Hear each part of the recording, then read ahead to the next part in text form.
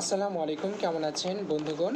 আশা করি ভালো আছেন। আমার হাতে একটা দেখতে পাচ্ছেন নির্দেশিকাপত্র, অর্থাৎ এই ইনজেকশনটা মানে কি, এটা মানে কোন গ্রুপের ইনজেকশন, কোন কোন ক্ষেত্রে ব্যবহার করা হয় এবং হচ্ছে সাইড ইফেক্টগুলো কী কী, এর প্রিকিউশন বা ওয়ার্নিং, ল্যাকটেশনে ব্যবহার করা যাবে কি না যাবে, এসব বিষয়ে এখানে নির্দেশনা দেওয়া থাকে।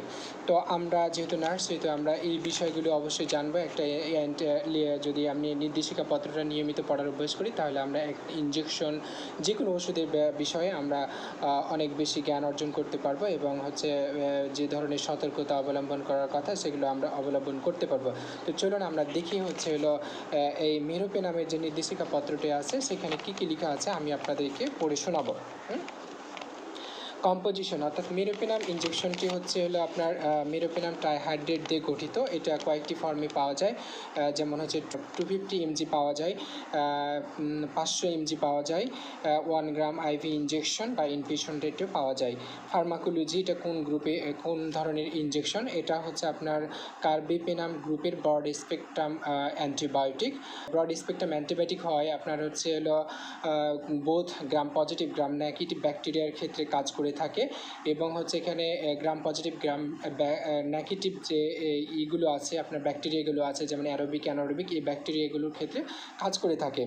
এবং এইটা হচ্ছে ব্যাকটেরিয়াসাইডাল অ্যান্টিবায়োটিক, অর্থাৎ ব্যাকটেরিয়ার যে সেল ওয়াল আছে সেই সেল ওয়ালকে সরাসরি ধ্বংস করতে পারে এবং সহজে একটা ব্যাকটেরিয়াকে মারতে পারে।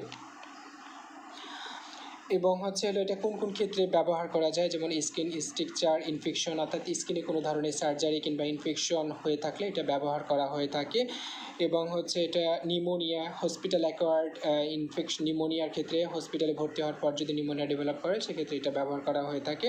তারপরে পেরিটোনাইটিস, তারপরে pelvic inflammatory disease, septicaemia, urinary tract infection, respiratory ট্র্যাক্টের যে ধরনের ইনফেকশনে, যে কোনো ইনফেকশনের ক্ষেত্রে এটা ব্যবহার করা হয়ে থাকে। ব্রেন ইনফেকশন, ব্রেনের কাভারেজ, যেমন মেনিনজাইটিসের ক্ষেত্রে ইউজ করা থাকে।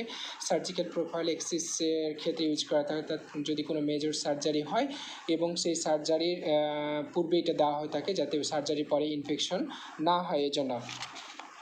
ডোজ অ্যান্ড অ্যাডমিনিস্ট্রেশন, এটা কিভাবে দেওয়া হয়?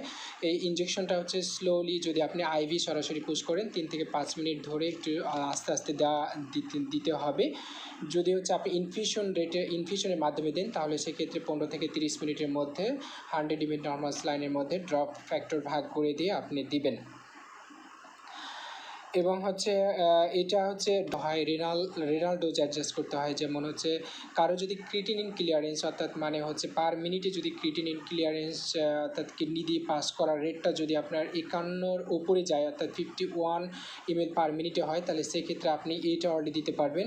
তার নিচে অর্থাৎ 26 থেকে 50 যদি হয় পার মিনিট, তাহলে সেক্ষেত্রে আপনি 12 আওয়ারলি দেওয়া যাবে। এবং তার নিচে হলে হাফ ডোজে, অর্থাৎ মানে হাফ করে দিতে হবে, তাও আবার 12 আওয়ারলি দিতে হবে। কারণ যদি আপনি তার যদি কিডনি ফাংশন ঠিক না থাকে, অর্থাৎ মানে আপনাকে অবশ্যই নিশ্চিত হতে হবে একটা অ্যান্টিবায়োটিক দেওয়ার আগে যে এই অ্যান্টিবায়োটিকটি যেহেতু কিডনি দিয়ে পাস হয়, সেহেতু কিডনি দিয়ে পাস, আমার যদি কিডনি ভালো না থাকে, কিডনি পাস করতে না পারে, তাহলে সেক্ষেত্রে আপনার এই অ্যান্টিবায়োটিকের ডোজটা শরীরে বেড়ে যেতে পারে, অর্থাৎ অ্যান্টিবায়োটিকের মেরোপেনামের কনসেন্ট্রেশনটা বেড়ে যাবে। সো আমাকে রেনাল ডোজ অ্যাডজাস্ট করতে হবে।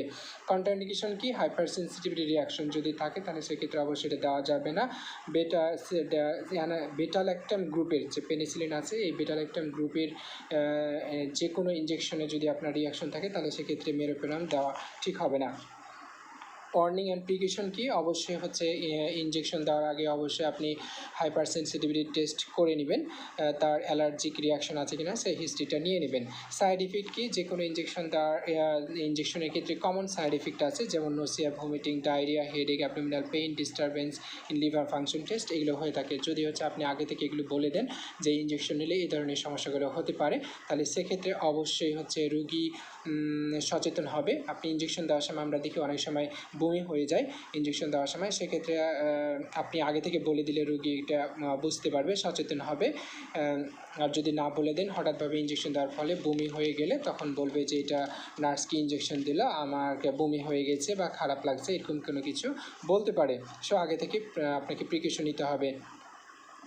ইউজিন প্রেগনেন্সি অ্যান্ড ল্যাকটেশনের ক্ষেত্রে অবশ্য ডক্টরের পরামর্শ নিতে হবে। এটা বি ক্যাটাগরি ইনজেকশন। আর এখানে হচ্ছে অ্যানিমালের উপর স্টাডিজ হয়েছে, সেখানে হচ্ছে আপনার ফার্টিলিটিতে কোনো ধরনের হার্মফুল ক্ষতিকর হবে এই ধরনের কোনো ডেটা আসে নাই। আর ল্যাকটেশনের ক্ষেত্রে আপনার যেহেতু এটা মিল্ক দিয়ে আমাদের ব্রেস্ট মিল্ক এক্সক্রিশন হয়, সেহেতু হচ্ছে আপনার ডক্টরের পরামর্শ অনুযায়ী নিতে হবে, কারণ এটা বাচ্চাদের ক্ষেত্রে যদি মাকে দিই তাহলে সেক্ষেত্রে ব্রেস্ট ফিডের মাধ্যমে বাচ্চার শরীরে চলে যেতে পারে। সো আমাকে ডক্টরের পরামর্শ অনুযায়ী দিতে হবে, কারণ এটা যখন আমার যদি একবারে না ইউজ করলেই না, সেক্ষেত্রে আপনাকে ইউজ করতে হবে। Drug interaction. ড্রাগ ইন্টারাকশন কি? এটা প্রিবেনাসিড গ্রুপের যে ড্রাগগুলো আছে, যেমন ইউরিসিড, অর্থাৎ মানে গাটের জন্য ইউরিক অ্যাসিডের জন্য যে ড্রাগগুলো ইউজ করা হয়, সেক্ষেত্রে সেই ড্রাগগুলোর সাথে মেরোপেরাম দিলে আপনার হচ্ছে মেরোপেরাম কিডনি দিয়ে ফিল্টারেশন ঠিক মতো হবে না। মানে তখন আপনার ফিল্টারেশন না হলে আপনার রক্তে কনসেন্ট্রেশনটা, মেরোপেরামের কনসেন্ট্রেশন বেড়ে যাবে, হ্যাঁ। আর ওভারডোজ যদি হয়ে যায় অ্যাক্সিডেন্টলি, তাহলে সেক্ষেত্রে অবশ্যই ডক্টরের পরামর্শ অনুযায়ী দ্রুত যথাযথ ব্যবস্থা নিতে হবে। এবং হচ্ছে হলো ইউজিন চিলড্রেন এর ক্ষেত্রে সতর্কতা অবলম্বন করতে হবে। এটা 3 মাসের নিচে এই ইনজেকশনটা দেওয়া যায় না। তো এই ছিল আজকের মতো। এটা আমরা এই পেপারটা নিয়মিত পড়াশোনার অভ্যাস করব, তাহলে আমরা একটা ড্রাগ সম্পর্কে জানতে পারবো এবং অনেক বেশি অভিজ্ঞ হতে পারবো। কী ধরনের প্রিকশন আছে, কী প্রিকশন নিলে আমাকে সাইড ইফেক্ট বা অন্যান্য সমস্যাগুলো এড়ানো যায়, সেগুলো জানতে পারবো। তো ধন্যবাদ সকলকে, ভালো থাকবেন, সুস্থ থাকবেন। ভিডিওটা ভালো লাগলে অবশ্যই শেয়ার করে জানিয়ে দেবেন।